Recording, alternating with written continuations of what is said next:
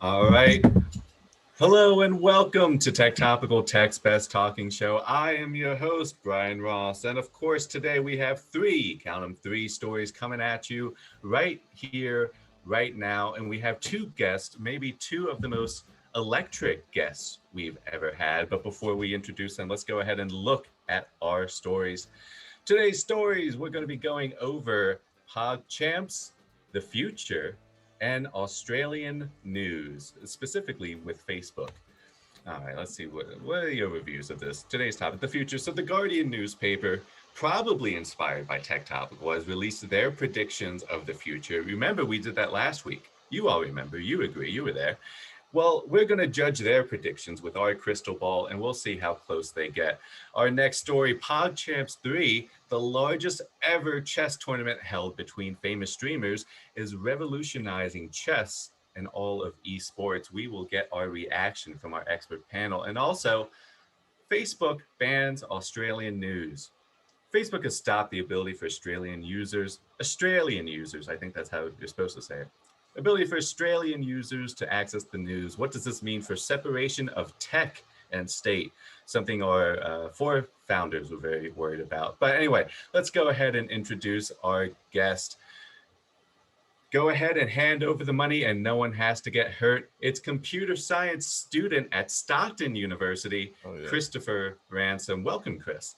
Thank you, Brian. Thanks for having me. Good to be here. And you don't have to worry about the rocks that he's got. He's still Jay from the block. It's front-end web instructor, actually, our first instructor. This is very exciting. Front-end web instructor at Make School. It's Jay Lowe. Welcome, Jay. Well, thank you for having me. It's super excited.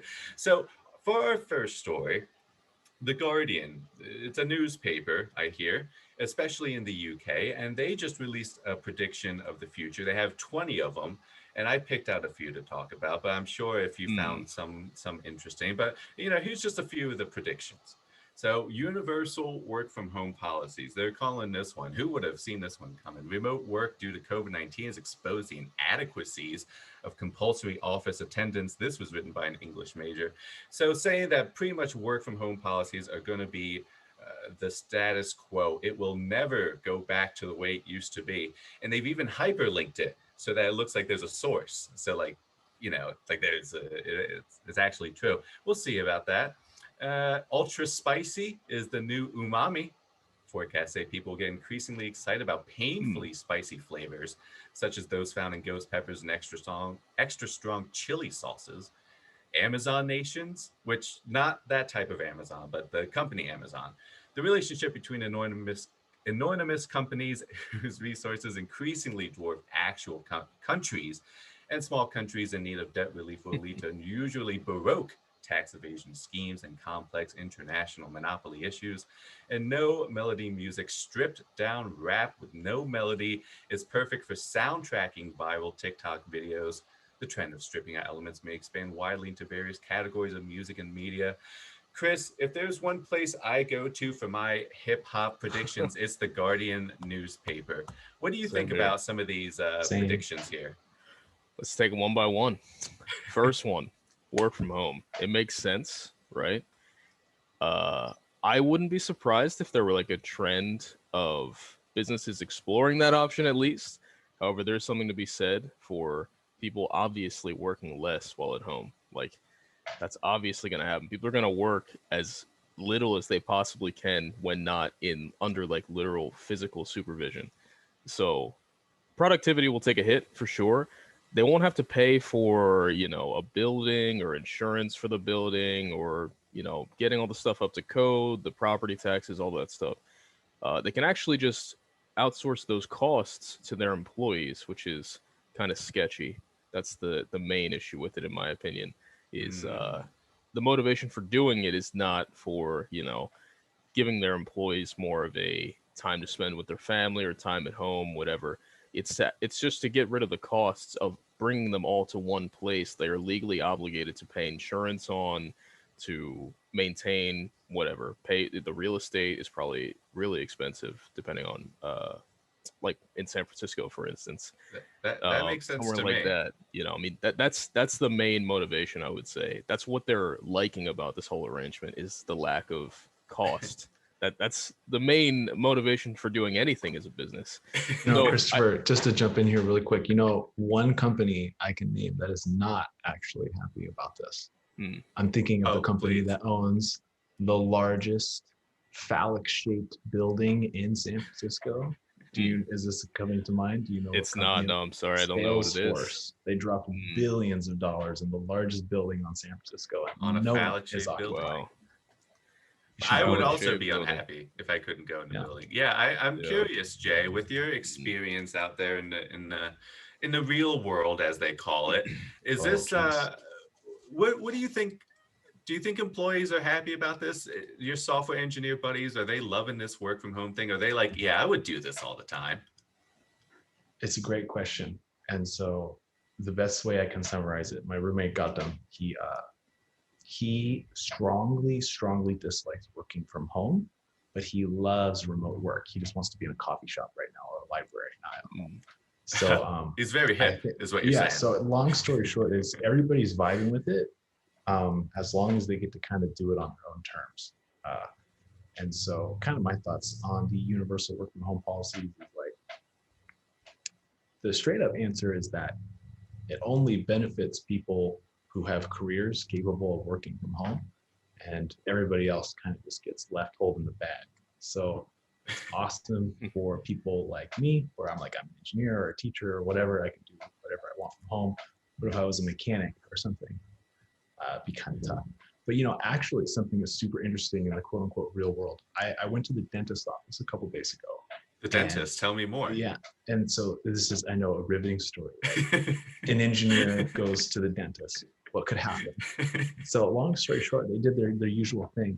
And instead of having the dentist come out to tell me what's up, this person brought an iPad Pro, put it in front of me, and the doctor zoomed in to the dentist's office. Yeah. So I went into the office and there was an assistant, specialist who took the x-rays and the cleaning and stuff, but the actual doctor was on the iPad.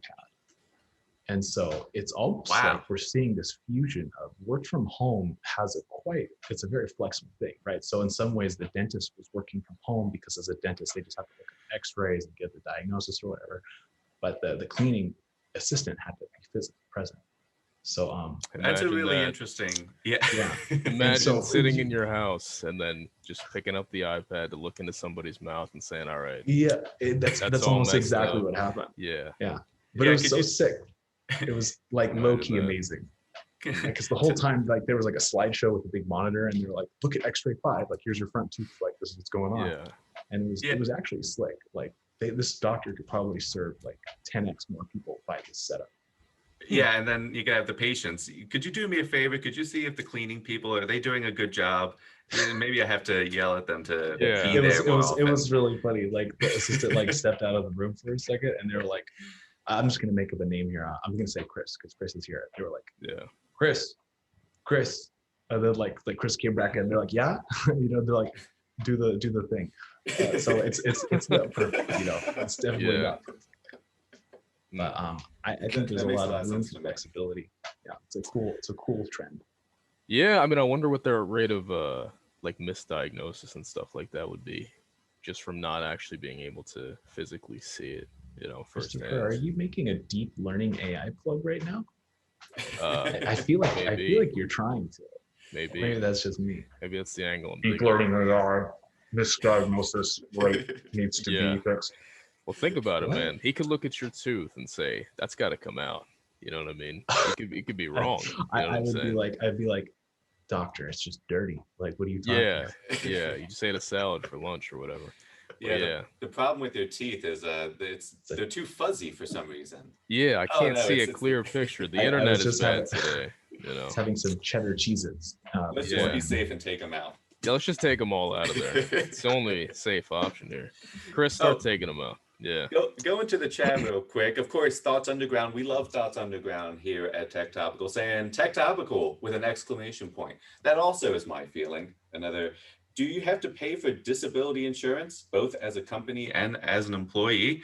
Yeah, I'm not sure of the answer to that question, but I do want to say, before we go any further, we are so close to 100 followers. If you have not followed yet, smash that follow button, slap it, whatever you want to do, smash the follow button for sure, and then take out your credit card and buy a whole bunch of bits, and that would be cool too. Or you can just follow it. That one's cool too. You could be coming on too hard here, Brian. Do you think I should? I was maybe. Well, last week I spent 30 minutes saying they should give me money directly to my bank account. So I thought this was maybe more toned down. And of course, David-driven approach. Disability insurance. What do they mean by that? There's a stimulus check coming out. How are you going to use that? Yeah, how are you going to use that? I think, yeah, I don't know. Maybe the companies should start getting one too. I don't know the answer to that disability insurance question. I'm not a businessman. What is that exactly? Like, is it the risk of you getting disabled on the job? Because a job like that, you most likely wouldn't be doing from home anyway. Yeah, I wonder if tech companies do disability. You're not going to get disabled, writing code, hopefully. Hey, staring at a screen. Yeah. Arthritis. Yeah, get that. Plantar fasciitis. Get that disability check for arthritis. What do you think about this one? It's a real thing. Ultra spicy is the new umami. I like that umami has become a word now that's like in the public lexicon, that we all know this concept of if you don't know what umami is, it's like this like a meaty type of thing, like when you eat meat, like a savory type thing, savory, right? that's a little bit better. I think the technical term is the Japanese word for satisfaction from food. Right? Interesting. Like when you eat a nice bowl of ramen, you experience umami. Gotcha. Is it? Do you think it comes from the sound, like umami? Mommy, that's a good ramen right there. Yeah. I don't know. Yeah. It's also funny, Brian, when you sent me that list of questions and things that came on, I was like, okay, like the future of education, make school, and I was looking at this. And I was going through this, and the umami one came by, and I scrolled right by it. I was like, it's coming back at me now. Yeah, you're not getting away from it. It's like, if you think about it, how does anybody develop a taste for any level of spicy foods? Right? I don't know. Like, why is it that Mexican food, for instance, is generally more spicy than, I don't know, some other, like Italian food, for instance? Okay. So, like, if that culture over time, for whatever reason, developed a taste for increasingly spicy things and, settled generally in one range of spiciness, based on, I guess, just like social media, YouTube, stuff like that, it would stand to reason that people could develop a similar taste collectively over time with stuff like Hot Ones and, just the one chip challenge, all these challenges and stuff like that. I mean, I guess it wouldn't really factor their way into everybody's like general daily cuisine, but it could over time. It could just gain more popularity in our culture, just like it did originally for other cultures in the past. You know what I mean? That makes sense to me. I feel like I might be of the generation that will miss this trend. I don't know if I'll go ultra spicy. It doesn't appeal to me either. But yeah, I feel like there's the challenge generation had too many tight bloods. So. All right, Thoughts Underground wants to know, what's your favorite spicy foods? They want to know. Cajun chicken. Cajun chicken, solid. Cajun chicken's some good stuff. Yeah. There's this thing called chili crunch. Actually, it's on my table here. Let me get it. So there's this. Let me find it right here. Oh yeah. So this one isn't too hot, but there's this thing called chili crunch. You can find it at like your local Range 99, and it's like, it's beautiful. It's like nothing but horrible canola oil with like super spicy chili peppers, and it has a crunch. It's literally called chili crunch. Stay tuned to watch Jay crush the entire bottle. Calf128 in the chat says, I wonder how universal work from home would affect socialization in our world. I think of how the younger generations are now that tech, social media is so prevalent in their lives. If you aren't regularly socializing with people you work with during hours in the office, I wonder how that would impact society in that way. That's a good question. Yeah. Very, very thought-provoking. Yes, it is. What do you think, Brian? What do I think?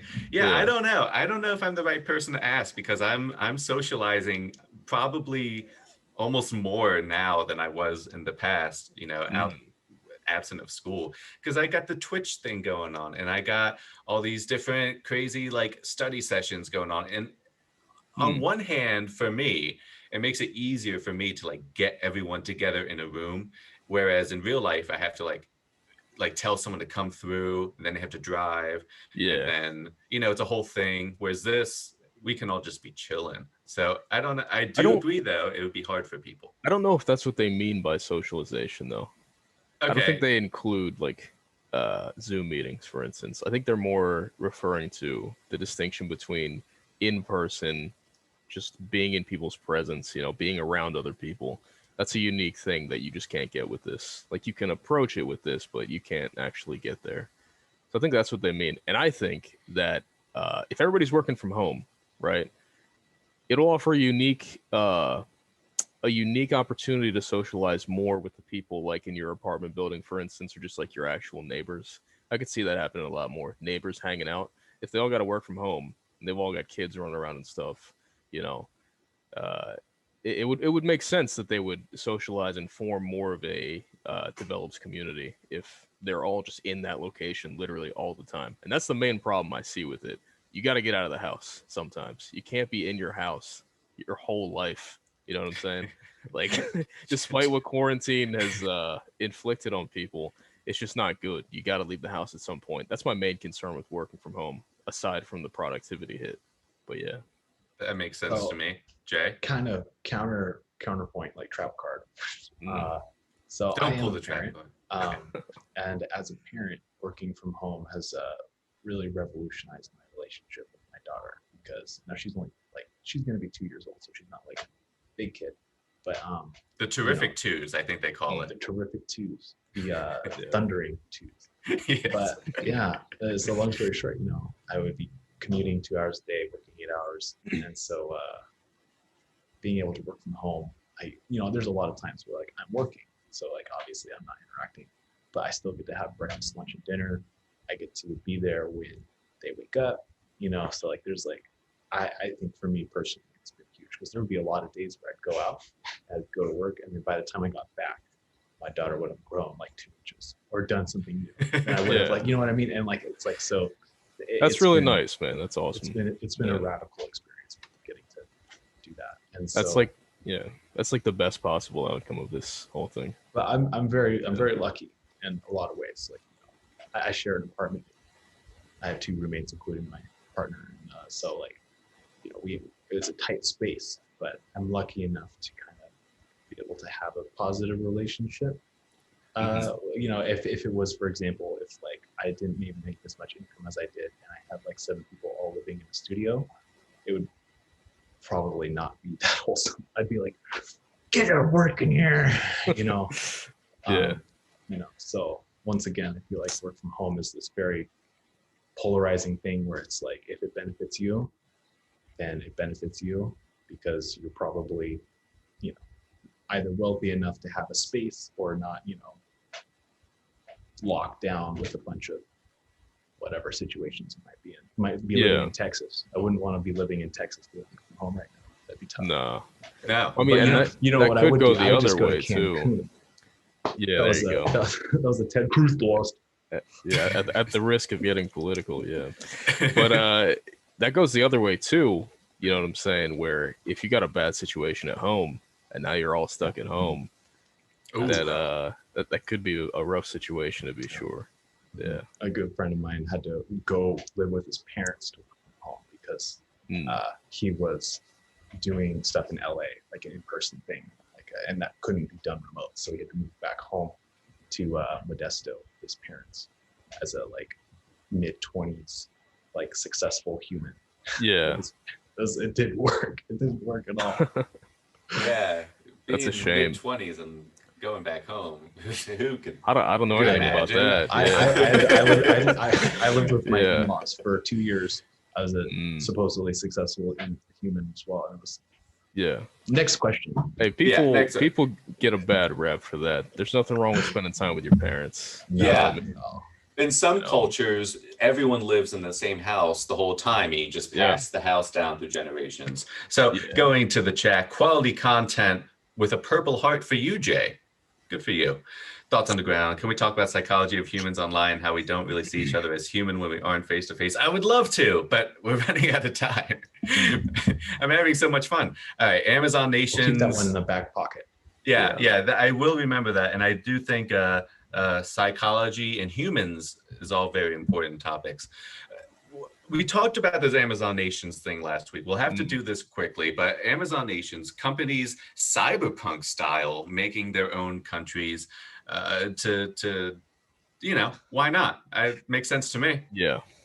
So this is my favorite prompt. Sorry, if you want to go, this was my favorite prompt. Take it away, bro. I was about to skip it. So good. Yeah, this is my favorite one. This is so cool because this one is this is the weird Guardian writing it in this kind of cheerful, optimistic manner, but it's hugely dystopian. It's the relationship might change, but in reality, what this is saying, it's what happens when the 7th largest economy in the world is the company Amazon? How does that change the fabric of reality? And so I think that we are kind of approaching a zeitgeist moment in which we will have this opportunity for massive change to occur. It could be positive change, it could be negative change, or it'll be Amazon steps up and says, we are going to give everybody in Yemen $500 worth of food a month for the next year. It could be a huge positive thing, or it could be sorry, but we're going to completely destroy. I'm going to just choose a random country because Zimbabwe for some reason. Zimbabwe, you're out. Or they could do both and use the Yemen one to excuse the Zimbabwe exactly. one. Wow, I'm so that would glad be the more likely scenario, in my opinion. But so how long until they start dictating policy in people's governments? You know what I mean? Well, I think they already do, right? Exactly. Yeah, exactly. Openly, the Amazon party in different, small governments. Yeah, they could literally just take over small, financially, insolvent political parties in whatever country and just fund it to death until they can get whatever they need across to avoid taxes from other countries, to outsource production, shipping, whatever they got to do. I see a dark future with Amazon, to be honest. I'm not it's getting eerily big. Lost Bezos. He's gone. Yeah. Well, I don't know. I wonder why he all of a sudden decided to. Yeah. Well, I mean, he's a CEO just like anybody else, but they're getting to the point where they have to continue to grow. They can't stagnate, or else it'll all fall apart. Ex-Miss Bezos. So. Yeah, I don't know what's going to happen with it. Think about this. What if the U.S. government took over Amazon? Literally just absorbed it and just made it a government entity. Privatization style? I'm really glad that you brought this up, actually, because it's very interesting when you look through the lens of social economics and the social politics of big corporations in America. One of the reasons why America is such a successful entrepreneurial country is because businesses are recognized as separate entities from the humans that encompass them. Right? So there's this thing called the veil, and typically, for example, let's say you start a business and then someone sues you, right? They can't take the business's money because technically the business is its own separate being, which they call a corporate entity, right? The C corp or S corp. So there's this very interesting. And they have rights. Yeah, exactly. And that's what I was kind of moving towards. It's these business entities have a separate set of rights that humans do not necessarily have. And it creates this very complex relationship with governing bodies. So take a look at the Robin Hood SEC thing. It's a very interesting dynamic where there's a regulating body that has to enforce a certain set of rules, but then there's a corporate body that has its own set of legal protections that is operating under Citadel. Right. So it becomes, it's a very dynamic game, and it's almost like a food chain in the virtual or political world. It gets pretty complex pretty quick. What determines your status on that food chain though? Your placing? Is it just I think money? it's how Just much money you make, capital? right? Yeah. I think it's So, your Prime subscription status. yeah. How, If you subscribe to it's how many Prime, bits you are donating to the stream. Yeah. There you go. Which, because it owns Twitch. By the way, are we at 100 followers yet? Did you all slap that follow button? Tell your friends. All right, if we don't get to 100, I'm gonna be upset with myself, and we What are don't you want gonna do, that. Brian? Yeah. No, we don't want that. Yeah, you know what? Yeah. If we're not at 100, tell like your friends to just come make an account real quick and then follow, and then I'll be so happy. I'll be so happy. I'll go to McDonald's and I'm gonna spend a reckless amount of money in celebration. A whole But going, $20. Oh, Yeah. damn. That 2 for $5 menu is about to come. you know what? I'm Yeah. gonna DoorDash Or it too 10 and leave for an 20. excessively Oh. large tip. That's yeah. That's my style. And because we're on this topic and I'm loving it so much, I'm just going to speed run these next few. No melody music. What? All right. POGCHAMPS 3. What? All right. So Facebook is banning. Okay, hold on. So Yeah. the PogChamps 3 thing. Okay. So I will say a blurb. And it's just because this one was the second most interesting thing that caught my eye. And It's my most interesting thing. Okay, cool. I know it's so. I'm waiting. I'm hoping the stream becomes so popular that they invite me to PogChamps. That's like the whole reason I'm doing this. You want to be like a Full disclosure. shoutcaster for chess? I want to be. I know I want to be. they're not moving to B5. What a move! Yeah, I want to do that. So, oh man, I think it was spicy. I don't know if you saw the like DeepMind versus Lace et al. Like Go tournament, but the shoutcasting gets pretty hot and crazy sometimes. But yeah, so long story short, summary. So I have a rich history in esports. My brother plays esports for Boise State. I did so in college with different stuff. Get out of here. I once made an esports team for students with Asperger's, a special esports team. So this tournament is actually very, very interesting to me because we are seeing a like modernization of classical games in this new young like marketplace where it's like suddenly like, whoa, like I could be a Twitch streamer playing chess and get like 10,000 viewers. So it's a super interesting thing. I don't know if you want to talk about it or where you want to go with it. I do want to power through if you want, but this one's interesting. Rich. Well, because we were talking about the corporations and then Facebook in Australia, and we will get to that. I'll make sure we have enough time for that. But yeah, if you want to do it out of order, totally do whatever you want. Let's go to the Facebook in Australia, and then we'll like end with the PogChamps, because then it's like we go from dystopian future to like present, current, the current, the nice. We are someone else's good old days. That's what we'll be at. You're like Tom Brady calling an audible in the Super Bowl right now. I think Tom Brady was like in the Super Bowl before I was even born. The guy's incredible. Can I be your Gronk then? Oh, you are so my Gronk. I'll be Andy Reid on the other team. That'll be my role in this. Be Russell Wilson when they too deep. Too deep, that one. Sports analogies on the tech show. We have it all. Facebook is banning Australian news. Do we have anything in the chat? What will we do to celebrate 100 followers? Jordan's gonna give away some swag, I assume, or something. Maybe 1 million Dogecoin. That'd be cool. But anyway, back to the topic. Facebook. I'll do something cool next show if we get to 100. But we have to get to 100. We have to get to 100. It's just Facebook is banning Australian news. Facebook, FB for short, has barred Australians from finding or sharing news on its service, a dramatic escalation of a fight with the government that may have wide-ranging consequences both in the country and around the world. I love the corporate news media. They love this phrase, wide-ranging consequences. They don't have to tell us what it is, just wide-ranging. Anyway, the social network company on Wednesday said that people and publishers in Australia will no longer be able to share or see any news from local or international outlets. No news at all. It's a no news zone. The decision appears to be the most restrictive move Facebook has ever taken against content publishers. The company's action comes after months of tension with the Australian government, which has proposed legislation that would force tech platforms to pay news publishers for content.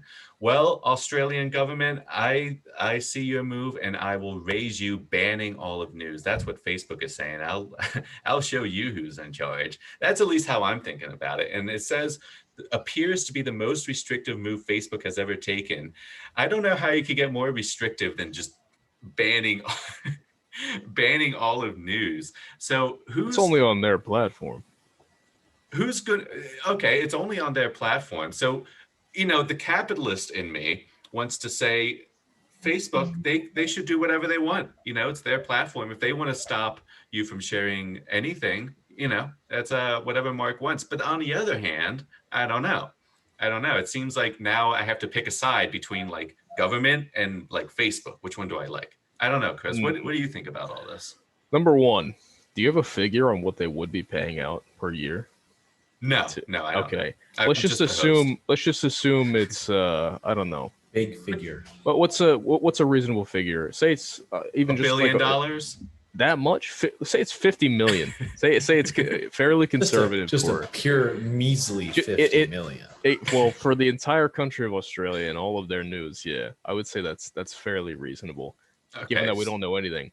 Regardless, that's just a cost. They're just gonna have to come to their shareholders and say, hey, the dividends are gonna be a little bit light for a while. We've got to pay Australia $50 to $100 million a year now.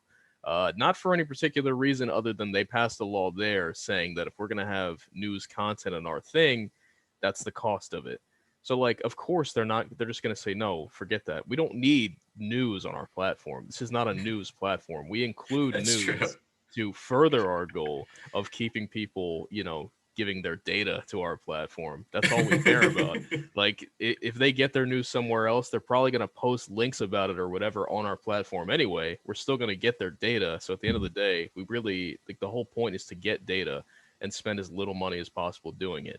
If they got to pay all of a sudden $100 million a year or whatever, even if it's $20 a year to get that data. Yeah, exactly. It's an unnecessary cost. I can see why they would do it. I can see why they wouldn't want to pay these news places just extra money, Yeah. Going to the chat, Thoughts Underground wants to know, Jay, when are we all just going to stop using Facebook? And then Make School, I don't use Facebook, by the way. I have a fake account, but you don't know about that. Make School wants to know, is banning news that they'd have to pay content rights for any different from Twitch banning music we don't have the rights to? Jay, what do you think about that? It's a great question. And I think it has a lot to do with, so at the end of the day, like the users of a platform technically have power over the platform, right? So if all users of Facebook simultaneously are like, nope, sorry, we're not going to do this. Obviously Facebook would run out of money, but I don't know. So I actually know very, very little about the Facebook user base because I just, for some reason, it's one of those gaps in my knowledge. Are you on Facebook? No, I had, so Facebook came out. Facebook came Facebook. out in my sophomore year of high school, and I did make a high school account. Please don't try to find me. There's really embarrassing stuff on there, I think. And long story short is like in 2012, like I stopped using it. So I don't really know too much. It's a really good question. When are we going to stop using Facebook? And I think if we were, let's just say that Facebook hedges against that by somehow controlling its users with its algorithms. So I don't know. It's hard to say. And it's so big now because they have Instagram, they have the Oculus, they have so much going on as a corporation. They're growing and spindling out there. Yeah. And something that's really interesting about the whole question is like, with the recent COVIDification and the radical policies and moves that have been made as a result of it, like the tech companies have been making some pretty bold pushes, say like, I'm going to be completely objective and just say like, they are moderating government officials for better or worse, all these different things. And so I feel like this is just another step in the kind of political play, like, what can they do? What can they get away with? And what statements can they make to justify it so the public accepts it, right? So for example, like at the end of the day, most likely Facebook is motivated by financial reasons, as Christopher said, of just like, it's not fiscally worth your data if I have to pay this threshold to get it. But at the other end, it's also kind of a long-term play of what can we as a platform say and do to motivate our users to keep using our platform while we try to make power plays for our benefit. It's very interesting seeing the blatant power play, Chris. I think that's really what's interesting to me, that they have the audacity to stand up to the Australian government because, if they do that, what if they, could you imagine if they did that in the United States? Like, you know what? Oof. No more news on Facebook. That's it. Yeah, I think that's when it would actually be a serious issue. Like, if it happens to me, it's serious. Well, if it happens to someone else, I'm not really too worried. Just the population, how much news can really be going on in Australia anyway? You know what I'm saying? Compared to here. Australia burned down. Yeah, I mean, we heard about that here, not on Facebook. I don't know, how often do people, that's what I would want to know when talking about this, number one, is how many people rely on Facebook for their news, like exclusively. Like they don't use Google News, they just use what they see on Facebook. I haven't used Facebook in years. Like, does Facebook actually post articles on their own? Or is it like some account, The Guardian, for instance, who would post stuff on their Facebook page? I gotta be honest with you. The only news articles I've ever seen shared on Facebook are like these like off-brand blogs that are like, why is Hillary Clinton looking more and more like the reptilian overlord she really is? And yeah. I'm like, oh, let's check that out. So I don't know who this really would impact, but I just know that people would be upset about it, even if they weren't. Like, what happens if you try and post a news article? Is Facebook like? That's what I'm wondering, is if the user posts it, are they going to remove it or not allow it? But I don't think that's the case. My understanding is this, that Facebook, in their, constantly changing UI, at some point just added a news tab where like news with stuff that's relevant to your stuff you like, groups you're in, stuff you post about, is produced by Facebook. The content is displayed on Facebook's page, not a link to it, so that you can read somebody else's content on Facebook and they weren't paying the producers of that content. Obviously, that's a problem for the people who make the content, who are not even getting the clicks and the advertising money and all that stuff. They're getting, they're skipping out on all that because Facebook is getting that. They're basically just like copying and pasting somebody else's content and getting the benefit from it. That I see a problem with, for sure. Obviously, it makes sense to pass a law to say you can't do that. But instead of paying them, whatever, Facebook most likely just decided, let's just not do that, because people don't really use Facebook just for news anyway. They can just go to Google or whatever. Like, we don't need them. That's just another way to keep them here. We have a million other ways to keep them here, giving us their data and stuff like that. And instead of, posting it on there directly from Facebook's news tab, they could post it from whatever other site. All of those newspapers have their own Facebook accounts. Whether or not you've seen them, Brian, I'm sure, like, all these official stories are still just as available because they're being posted by The Guardian or whatever. And people will still repost them and comment, on them and react to them and all that good stuff too. So I really don't understand what the issue is with it. I get all my news from YouTube streamers. Anyway, our last story. If we have any Australian followers, anybody that actually knows what's going on in the Australian situation, please correct us if we're wrong, because none of us are Australian and none of us. Huge. That would help a lot. Yeah. That would help a lot. Just know that this is all kind of like hearsay, and we don't have any Australian like representatives here. So apologies to anyone that might be frustrated by these comments. POGCHAMPS 3, we're going back to it, and if we're wrong, let us know. I just assume if we're wrong, Twitch chat would let us know. They know everything. But going back, our last story, because we have to speedrun this episode, but our last story, POGCHAMPS 3, I'll give you my take. My take is that this is the future. esports is going to revolutionize old things and reinvigorate them with the life of something new. And we are seeing one of the craziest things I've ever seen happen to chess, where now like Benji Fishy, legendary Fortnite gamer, and Ludwig, who I've been watching a lot of, and I don't know really too much of the other ones. Code Mika, I mean, they're all great. Sardoche is French, and they're all participating in this tournament put together by chess.com, and they have grandmasters. This is what's so interesting. If you had a corporation make this, you would think the corporation would have the Twitch streamers commentating the games of grandmasters, but chess.com is smart. They flipped it. They have the grandmasters commentating these terrible games of the Twitch streamers, but it's very relatable, it's very authentic, and I'm loving it. That's what I was gonna ask. Is like, are these guys actually good from like a chess No, they're experts? Okay, I mean that's fine then. That's okay. You know, they'll get better over time. You know, I would crush them. This. Yeah. Oh, would you? Wow. Yeah. Okay. Yeah. Let's see what the grandmasters have to Put say. me on POGCHAMPS, I will win. Yeah. All right. I'm gonna remember that. Yeah, as I blunder my queen. So here's the thing that I absolutely love about POGCHAMPS 3. So you have this age-old game of chess that's been around for however long it's been around. And you have these massive influencers in various different spaces. Brian referenced, like, for example, there's a really big Fortnite player coming over.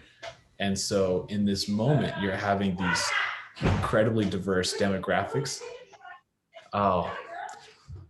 Unfortunately, I have no way. So I will just say the last thing and then I will mute myself. So apologies for that.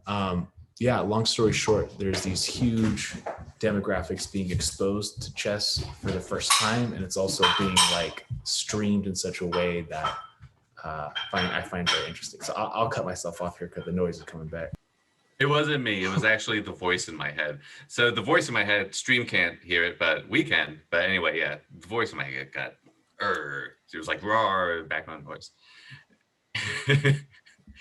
I think that's really important. Like, I'd love to know what like a chess team coach, you know, for the last whatever 10 years thinks of this now. Thinks of like younger kids who, you know, worship these guys, which is a bit concerning and a separate issue on its own. But the fact of the matter is, people who otherwise would have no interest in chess or just have no interest in learning it, I think that's the biggest hurdle, is learning the rules, are now seeing people that they like to watch other games, or they like to watch play other games, playing chess. So obviously they're going to be motivated to learn how it works, learn what these guys could be doing, what they did wrong when they lost, etc. And yeah, I'd love to hear what a guy who teaches chess, or just a professional chess guy who might have caught a lot of slack or caught a lot of flack back in the day for being a nerd or whatever, what he thinks about this, about chess being even just a little bit mainstream, you know. I know. Honestly, growing up in like the 70s or 80s sounds like the lamest thing in the world, because think about the things that are cool now that were not cool back then, like superheroes and comic books and chess. Like all of these things have been making a huge renaissance. Like, all that stuff, and what's not cool? Exactly. Being a greaser. No one's a greaser anymore, you know? I was thinking, what's not cool now that's gonna be cool, you know, when our kids are in their 20s or whatever. You know what I'm saying? What do you think? Do you have any bold predictions? I don't know, man. It's a tough thing to predict. What do we think is just like not cool, kind of lame? What is lame? Some kind of music or something. I know something that will always be cool for all eternity, and that will be following our stream. That'll always be cool. That and being a make school student will always. I used to get bullied for that, but it's cool now, you got bullied for following our stream. Yeah, it was tough, but it's all good now. 2021. Yeah, I stuck by the stream. Now they message him like, "When can I get on the stream?" You're like, "Sorry, can't have." Yeah, sorry. Yeah, new phone. Well, you're not on Facebook, so you don't even connect with these people. Exactly. So, yeah, anyway, I think overall this is a good thing. I think chess is like, chess not only just as the game itself, but like in like our literature and just idioms and stuff. Chess has a place to just be used as a framework to explain something tactical or strategic, right? So like, the word pawn can be used for, everybody knows what it means. It's the simplest piece on the board. But it can be used to very powerful things. That that analogy right there, and all the other analogies, like with all the other pieces, are very, very useful to express certain ideas. So I think that like just having more people understand the game or just understand a more strategic mindset in general is a good thing overall. I think that a lot of people will benefit from it. Like, you know, even just in their everyday lives, just learning how to play chess, learning how to think strategically.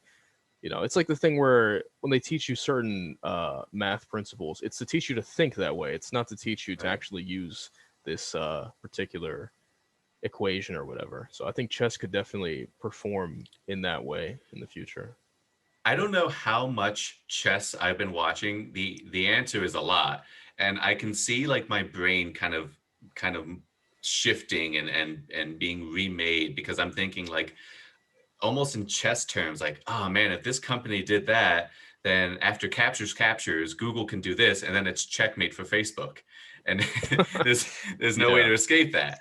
And it's really interesting to think about this, like these fifth order effects, sixth order effects, these things that you have to consider way down the line. I think chess is really good at that. I think this is one of the most positive things to happen from the internet, is just in general. I love it. Thank you. Bold statement, but all right. Jay, do you have any wrapping up comments on POGCHAMPS 3? Yeah, you know, I mean, if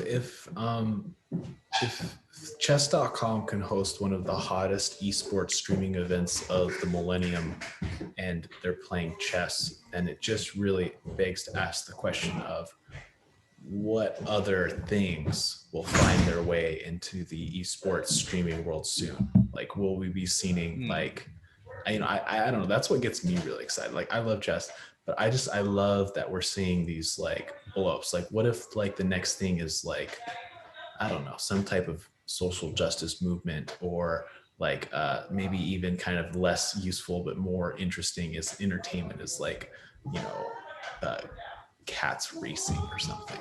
You know, it's just kind of one of those things where it's like, you know, it's like a very interesting cultural moment. I would love to watch like, that, by the way. Yeah, like what happens next? Like a live stream of like GameStop stocks going up and down or something. Yeah. Well, I can guarantee you that whatever that next thing is, we will be covering it here on Tech Topical. Unfortunately, that's all the time we have for today. We have very busy guests. We spent all of the money in our budget booking these guests, which not very big budget because we didn't pay them anything. But anyway, so that is our show for today. Of course, we always do. Oh, I forgot. I didn't even share the thing. That's the picture I could have shown. That's what they said. The way you share news is changing in response to Australian government legislation. I love and I hate the way they phrase this. So you can't post. You can't post classic news, stuff. Yeah, that's 100%. A problem. Like his Harvard days coming out here. You can't post links from news sites. That is a different issue. That is an issue. Yeah. In fact, 100%. We should probably just restart the stream and just go into that aspect. All right, here we go. I wish we could. I really do. Yeah. On this day in history, we've been doing this in honor of Black History Month. On February 20th, death of Frederick Douglass. Frederick Douglass was a leading Black spokesman for 50 years. He was a major abolitionist, lecturer, and editor. Not just a minor one, but a major abolitionist. We love to see that. There he is, Frederick Douglass. Salute to Frederick Douglass. We love to see it. And that's our show. If you didn't follow yet, I'm going to come through the screen and hit the follow button for you. So make sure you're following, because we're so close to 100. Did we get to 100?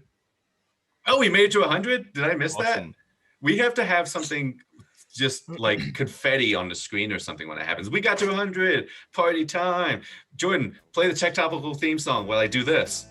Yay! Yay, I wish I could play it, but I can't. Yay, Tech Topical. Thank you all so much for coming this week. This was Tech Topical, the best tech talking show. I will see you all next week. Same time, same place, same platform, same everything. And thank you so much again to our guest, Christopher Ransom and Jay Lowe. Thank you both again. I hope you had fun. I had fun. Yeah.